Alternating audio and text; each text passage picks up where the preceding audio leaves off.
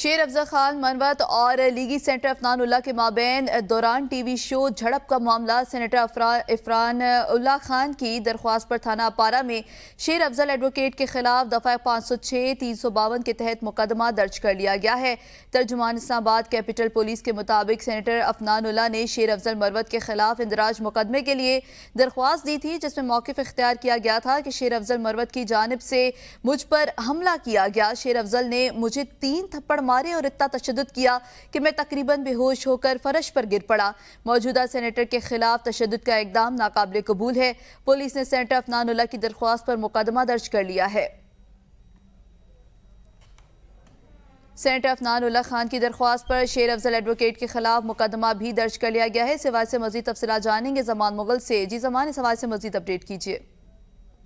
जी बिल्कुल, पीटीआई के जो वकील हैं शेर अफजल मरवत, उनके खिलाफ थाना अपारा में मुकदमा दर्ज किया गया है। चंद रोज कबल जावेद चौधरी के प्रोग्राम में दोनों के दरमियान हाथापाई हुई थी और हाथापाई के बाद ये दरखास्त एसएसपी इस्लामाबाद को दी गई थी और एसएसपी इस्लामाबाद की डायरेक्शन पर थाना अपारा में मुकदमा दर्ज कर दिया गया है। जबकि दूसरी जानब शेर अफजल मरवत ने भी अफनान के खिलाफ दरखास्त दी और मौक़िफ़ इख्तियार किया है कि उसके खिलाफ मुकदमा दर्ज किया जाए।